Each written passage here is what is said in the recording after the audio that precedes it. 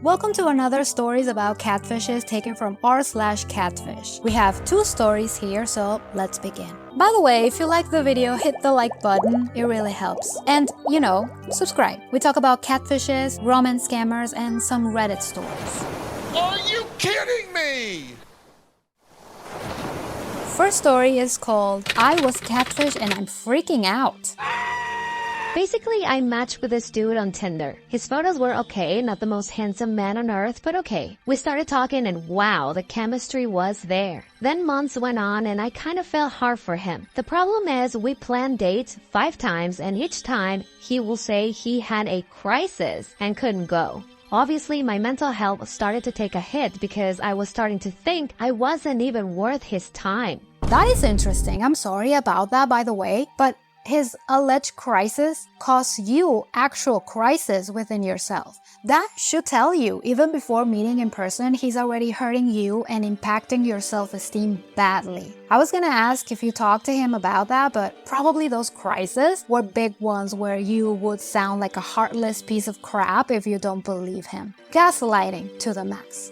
But one night he said he wanted to meet me and confess everything, and I said no, I'm in my pajamas, let's do it tomorrow. Well, he basically told me he stole the photos from someone else. Not even the name he put on his profile was the same. So the meeting was going to be in person? Well, if so, I am glad you avoided that confrontation face to face, because someone who lies their way for months is not to be trusted. The crazy thing is when we were talking for months, he will send me pictures of the guy, of course saying it was him. And like, what? Which lets me to believe that he knows the person he stole the photos from, but doesn't want to tell me. I really want to see if there's some way that I can know who this person is, to tell them someone is using his pictures and traumatizing women at the same time. Reverse image search, go to socialcatfish.com. I'm sure there are many more ways, but this is important. The guy in the photos is also a victim, only he doesn't know. Who's to say how many people fell for this person's lies using this poor dude as a shield? He deserves to know. Also, just because he confessed to you doesn't mean he deleted his profile, especially when he refuses to tell you who this guy is and how did he get the pictures. He could have removed you from the picture, but probably you were not the only one this person was talking to. I really had feelings for him, but it was all a lie? How can I still see him and act like everything is fine?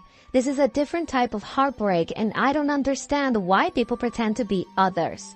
Please help. Any advice, I will take it. I have mentioned that the difference between a romance scammer and a catfish is pretty much the money aspect. I mean, among others. But catfishes are usually lonely people looking to live a life completely different than the one they are currently in. Instead of improving their situation, they decide to create a second life online, using other people's emotions in the process. They just want to feel good, no matter how. I'm sure it's a different kind of pain to suffer because it was a weird relationship to start with, an incomplete one. You never met in person nor video chatted. So basically you are mourning what your mind created about him. But listen, a relationship should bring you up, better yourself, not the other way around. Like in your case, he was making you feel unimportant, completely disregarding your emotions. That is a giant red flag for you there. Mourn the relationship, but also understand when the lies first appear. This is very helpful if you are going to proceed with dating, online or in person. People lie and manipulate, so knowing the tools they use is going to make you see those signals you didn't see before. Best of luck to you. Next story is called, I want to help my friend. I am desperate at this point. I have known my friend for 10 years. We went to school together and we have lived together for about 2 years now. We are both 23 female and live in Australia, and our relationship feels like sisters at this point. She's been friends with this guy online for a few years now. I want to guess about 40-ish years. I think they met in Discord. She started dating this guy for like 2 years now, but they only started video calling in the past few months. He lives in America and the time difference is crazy, meaning she's calling him at every hour she can.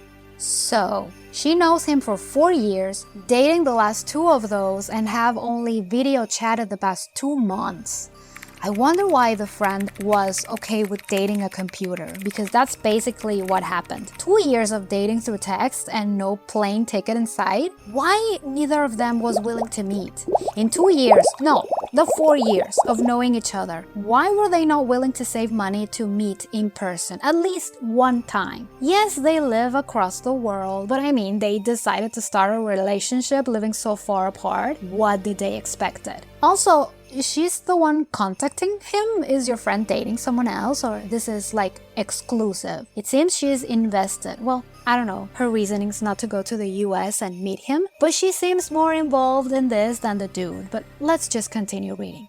She constantly has him on a call and they will sleep together, eat together, spend every moment possible with him there. The only photos of him that I have seen have him covering most of his face with his hair. I saw him one time very briefly on a video call and he looked really different to the picture she showed me. That does not sound normal. I understand the distance, but people need their personal time as well. It seems your friend might be obsessed with him. About the pictures of the dude covering his face, it reminded me of a Catfish episode where this girl fell for an emo guy who was probably a catfish, but it turned out he was real. Can't remember why he was so elusive, but yeah, he was real. So this guy could totally be real and heavily face-tuning his pictures, hence why he looked different. But still, this guy either has a family or a girlfriend back in the US, or he simply sees your friend as someone to talk to with no intentions of meeting in person or changing the relationship dynamic. She has invested so much time and energy into him. I'm also somewhat more concerned because she has had somewhat of a presence online before posting our OnlyFans, and I'm afraid she has attracted some weirdos from here. Ma'am, you should have started there. So this could probably be a simp or a stalker. Oh my god, who's to say he's not in Australia? He could totally be an American but located down under. Also, the relationship started before or after he learned about the OnlyFans page. This kind of matters, but whatever it is, this relationship is not good. Yesterday, they were supposed to meet in Japan for the first time after planning the trip for months. They thought it was a good in-between place to meet. He's half Japanese too, apparently. The day before she gets the message I kind of expected. He can't go anymore. He's blamed it on his severely ill sister, who has been severely sick for a long time with something, I'm not sure. He needs to stay home to take care of her. Apparently his dad passed away a year ago, which created a lot of stress for him too. But that doesn't make sense though.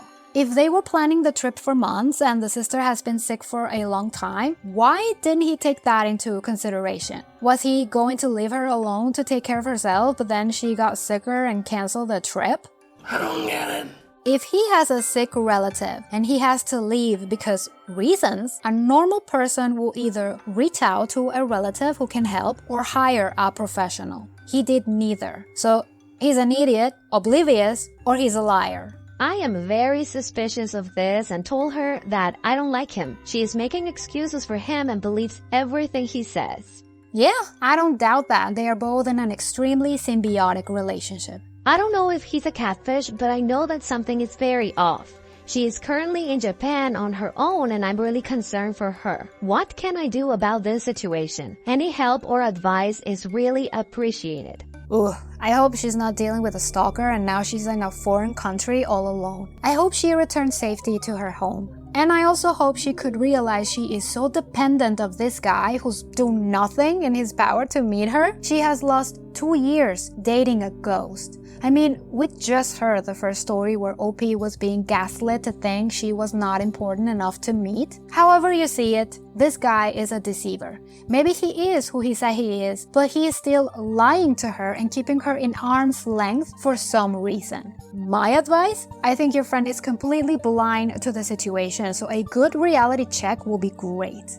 Search everything about him. He must have an online blueprint. If not, then I think you need to take a trip to the US and finally get into the root of the problem. She's wasting her time with this guy, and in my opinion, she needs to address the obsession she has on him. Why is she overly attached to him? That's not normal. OP, I wish you a lot of patience, and by the way, you are a good friend with good intuition. And to your friend, a lot of insight and self-worth. Best of luck to everybody.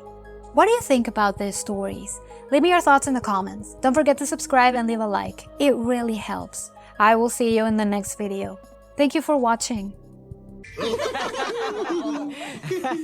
But who's behind all this madness? I think I know. Your name is Elijah. Yep.